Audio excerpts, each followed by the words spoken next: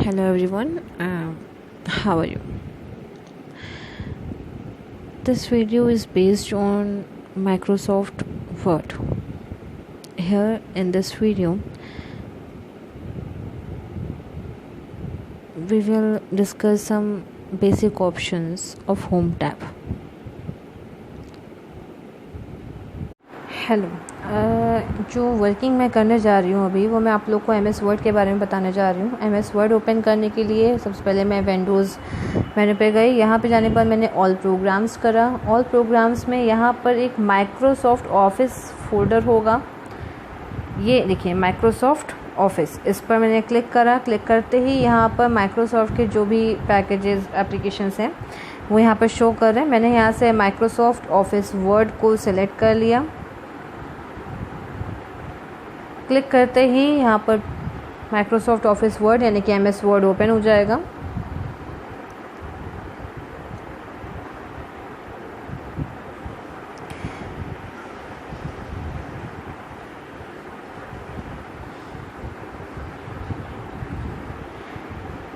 ठीक, अभी मैंने यहाँ पर जो प्रोसेसिंग बताई वो मैंने आप लोग को प्रोसेसिंग बताई। सबसे पहले मैं विंडोज़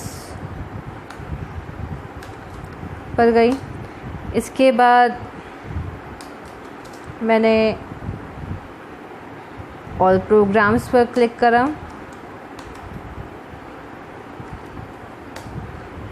इसके बाद मैंने माइक्रोसॉफ्ट ऑफिस पैकेज पर गई और यहाँ जाने के बाद मैंने माइक्रोसॉफ्ट ऑफिस वर्ड और उसके बाद उसका वर्जन, जैसे मैं यहाँ पर फ़िलहाल 2007 यूज़ कर रही हूँ वो था।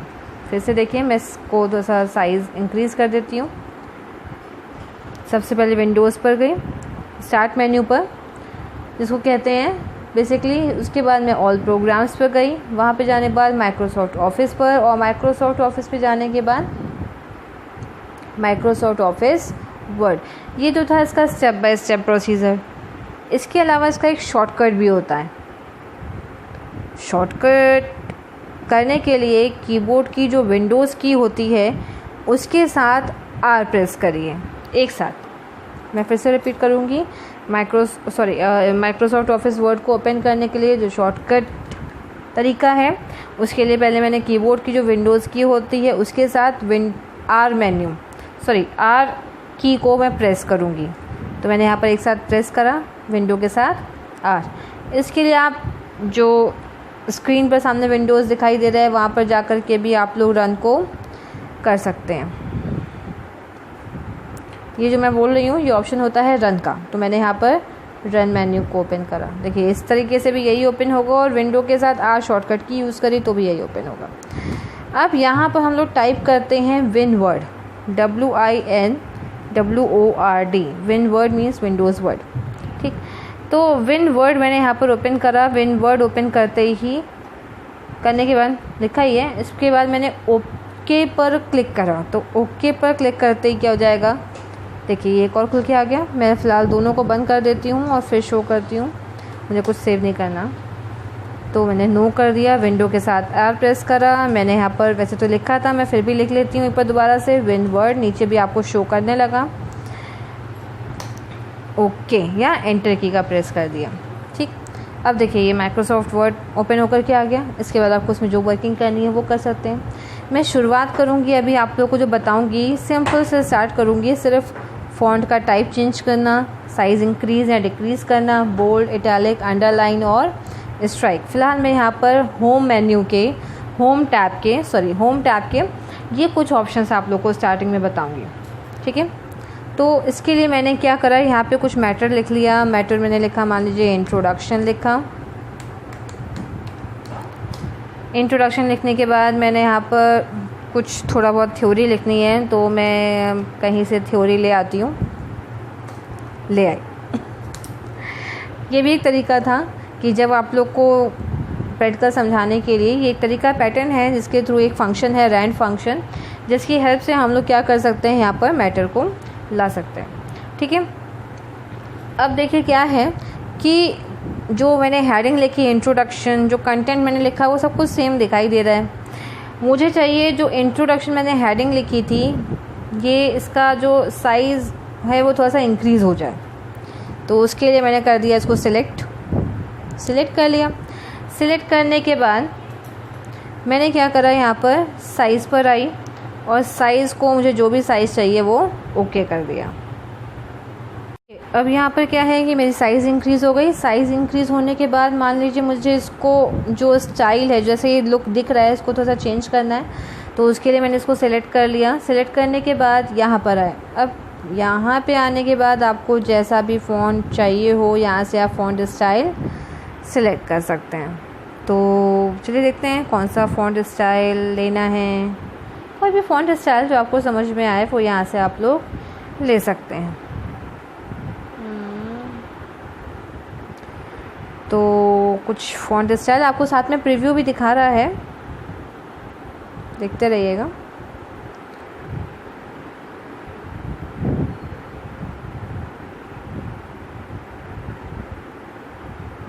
मान लीजिए मैंने ये फ़ॉन्ट स्टाइल ले लिया। कोई भी फ़ॉन्ट स्टाइल ले सकते हैं। अगर आपको ये ना समझ में आए तो मैं फिर से कुछ ट्राई करती हूँ। अब मान लीजिए यही ले लिया, तो ये फ़ॉन्ट स्टाइल हो गया मेरे पास। अब इस फ़ॉन्ट स्टाइल को मुझे क्या करना है, थोड़ा सा डार्क दिखाना है। Dark means bold. तो मैं फिर से इसको क्या करती हूँ, सिलेक्ट कर लेती हूँ। सिलेक्ट किया, इसके बाद मैंने यूज़ करा यहाँ पर बोल्ड। लुक थोड़ा सा चेंजमेंट हुआ। अगर क्लियर ना हुआ हो तो मैं इस लाइन को सिलेक्ट करती हूँ, लाइन पर मैं बोल्ड अप्लाई करती हूँ, फिर देखते हैं चेंजमेंट शो होता है या नहीं। बोल्ड। अब देखिए आपको दोनों लाइंस में डिफरेंस दिख रहा होगा। ये थोड़ा सा डार्क हो गया, बोल्ड हो गया। ठीक, शॉर्टकट की भी होती है। देखिए जैसे मैंने इस लाइन को सिलेक्ट करा, अब मैं इस ऑप्शन पे क्लिक ना करके मैं वापस यहीं पर हूँ। देखिए लाइन पर चेंजमेंट नहीं है। मैं फिर से इस लाइन को सिलेक्ट करती हूँ। शॉर्टकट की होती है बोल्ड करने के लिए Ctrl+B। I repeat Ctrl+B, B for bold. तो मैंने यहाँ पर यूज़ करा शॉर्टकट की Ctrl+B, हो गया बोल्ड। सेम इसी तरीके से मुझे इटैलिक करना है। इटैलिक मीन्स थोड़ा सा तिरछा हो जाता है। इसको सिलेक्ट करा, आई का यूज़ करा, आई फॉर इटैलिक। ये ऑलरेडी थोड़ा सा स्लाइड में था, थोड़ा सा और हो गया। चलिए इस लाइन को हम लोग करते हैं इटैलिक, देखते हैं क्या डिफरेंस होता है। इसको मैंने यहाँ पर कर दिया इटैलिक, थोड़ा सा डिफरेंस हुआ। चलिए मैं एक काम करती हूँ, इन दोनों का साइज़ थोड़ा सा इंक्रीज़ कर देती हूँ।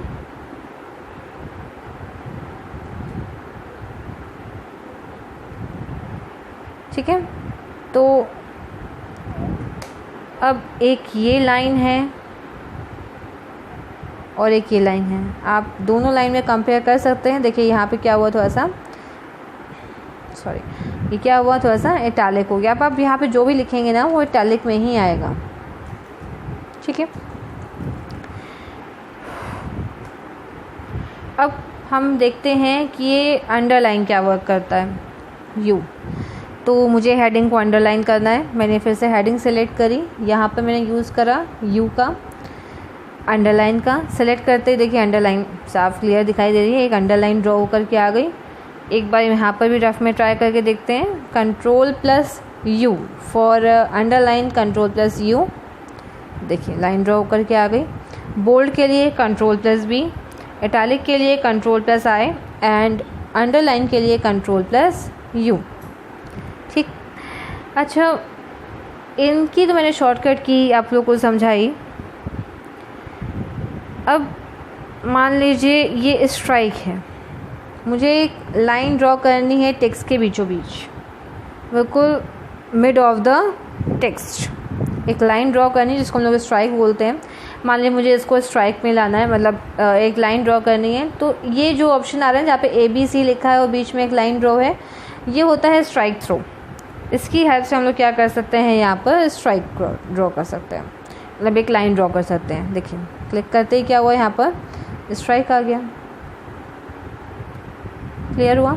अभी मैंने आपको सिर्फ फ़ॉन्ट के ही कुछ ऑप्शंस बताए हैं, मतलब बोल्ड, इटैलिक, अंडरलाइन, इसके स्टाइल को यानी कि फ़ॉन्ट फेस को चेंज करना, साइज़ को इंक्रीज़ करना या डिक्रीज़ करना। मान लीजिए अब आपको इसका साइज़ डिक्रीज़ करना है तो सिलेक्ट करा, सिलेक्ट करने के बाद ऑप्शन पर आए, यहाँ पर हम लोगों ने नंबर डायरेक्ट भी दे सकते हैं, तो मैंने यहाँ पर नंबर दे दिया 12, तो वो क्या हो गया, डिक्रीज़ हो गया। Bold Ctrl+V, italic Ctrl+I, underline Ctrl+U, और यहाँ पर मैंने स्ट्राइक करा। अच्छा, फ़ॉन्ट इंक्रीज़ या डिक्रीज़ करने के लिए भी शॉर्टकट होती है। कंट्रोल के साथ जो क्लोजिंग कर्ली ब्रैकेट है वो इंक्रीज़ करता है और जो ओपनिंग है वो अब चलिए थोड़ा सा आगे की वर्किंग देते हैं। मैं थोड़ा सा फ़ॉन्ट यहाँ से हटा देती हूँ, सॉरी टेक्स्ट थोड़ा सा हटा दे रही हूँ और इसका साइज़ थोड़ा सा इंक्रीज़ कर लेती हूँ ताकि समझ में आए क्लियरली मैं जो भी वर्किंग करूँगी। अब देखिए यहाँ पर क्या है कि इसमें मैंने साइज़ इंक्रीज़ कर लिया है। यहाँ अब हम आपको बता रहे हैं ये जो कैपिटल ए और स्मॉल ए लिखा है ये एक्चुअली होता है आप लोग का चेंज केस के लिए। चेंज केस के लिए फॉर एग्ज़ाम्पल जैसे मैंने यू लिखा था वो स्मॉल लेटर में था, ठीक है। अब मुझे क्या चाहिए कि जो टेक्स्ट है वो सेंटेंस केस में, मतलब जो सेंटेंस का पहला लेटर होता है वो कैपिटल होता है। मैंने इसको सिलेक्ट करा, चेंज केस पर आए, उसको मैंने कर दिया सेंटेंस केस। अब देखिए यू क्या हो गया, वो वापस कैपिटल हो गया। भाई ये तो चलिए नॉर्मल सी बात थी। आप लोग एक लेटर इंक्रीज़ करना है, डिलीट करके आप लोग उसको चेंज कर सकते हैं। बट मान लीजिए मैंने जो भी मैटर लिखा वो मैंने सब कुछ स्मॉल लेटर्स में लिखा है, कुछ लेटर्स बीच में कैपिटल हैं जो जहाँ पे जैसी नीड थी। बट मुझे क्या है कि मुझे पूरा का पूरा इन्फॉर्मेशन क्या है वो कैपिटल लेटर्स में चाहिए। अब लिखने के बाद फिर से हम उसको पूरा डिलीट करें, फिर से कैपिटल लेटर्स में लिखें, तो इसके लिए कुछ तो तरीका होगा ना कि लिखे हुए सारे मैटर को हम लोग कैपिटल केस में कर सकें, कैपिटल लेटर्स में लिख सकें। तो मुझे जितना भी मैटर कैपिटल लेटर में करना है मैंने उसको सेलेक्ट कर लिया, चेंज केस पर आए, अपर केस आ रहा है, इसको सेलेक्ट करा। अब देखिए जितना भी मैटर था वो सब क्या हो गया, वो कैपिटल लेटर्स में हो गया। इसी तरीके से जो भी यहाँ पर टेक्स्ट है मुझे पूरा का पूरा मैंने क्या करा, धोखे से मेरे से कैप्स लॉक ऑन रह गया और कैप्स लॉक ऑन रहने के बाद मैंने लिखना स्टार्ट कर दिया। लिखते लिखते लिखते लिखते वर्किंग हो रही है। लेकिन अब मुझे याद आया कि मुझे तो जो वर्किंग करनी थी वो वो लोअर केस में करनी थी। तो लोअर केस में कन्वर्ट करने के लिए हम लोग फिर से चेंज केस ऑप्शन पर आए। यहाँ पर आने के बाद ये देखिए यहाँ पर आ रहा है सेकेंड लोअर केस, इसको सिलेक्ट करा, सारी वर्किंग लोअर केस में। अब यहाँ पे हम चाहिए कि जो फुल स्टॉप के बाद है वो मेरा कैपिटल लेटर हो जाए, जो फर्स्ट लेटर था वो कैपिटल हो जाए, तो उसके अकॉर्डिंग वर्किंग करते हैं। तो हम लोगों ने क्या करा, यहाँ पर इसको यहाँ पर आए और मैंने यहाँ पर कर दिया सेंटेंस केस। अब देखिए यहाँ पर फुल स्टॉप के बाद वाला अपने आप कैपिटल हो गया, स्टार्टिंग लेटर कैपिटल हो गया, तो इस तरह से वर्किंग हो रही है। ठीक, अब एक इसमें और है टॉगल केस। सॉरी, पहले मैं करती हूँ कैप्शलाइज ईच वर्ड, मतलब हर वर्ड का पहला लेटर कैपिटल हो जाएगा। कैपिटलाइज ईच वर्ड, हर वर्ड का पहला लेटर कैपिटल। क्लिक। अब देखिए यहाँ पे जितने भी वर्ड्स हैं हर वर्ड का पहला लेटर कैपिटल है। ईच वर्ड का मतलब हर वर्ड का पहला लेटर यहाँ पर कैपिटल है। Each word of the text will be first letter in a capital letter. अब इसको हम लोग करते हैं टॉगल केस। क्या चेंजमेंट है, ये चेंजमेंट है। अब इसमें पहला लेटर स्मॉल है और बाकी कैपिटल, मतलब जो कैपिटलाइज ईच लेटर था, ईच वर्ड था, उसकी जगह ये जस्ट अपोजिट है। पहला लेटर स्मॉल लेटर है और बाकी पूरा वर्ड क्या है, वो कैपिटल लेटर में। ठीक, फर्स्ट लेटर स्मॉल लेटर है और बाकी पूरा वर्ड जो है वो कैपिटल। आई होप सबको समझ में आया होगा। किसी को कोई डाउट हो तो आप लोग क्वेरी पुट अप कर सकते हैं।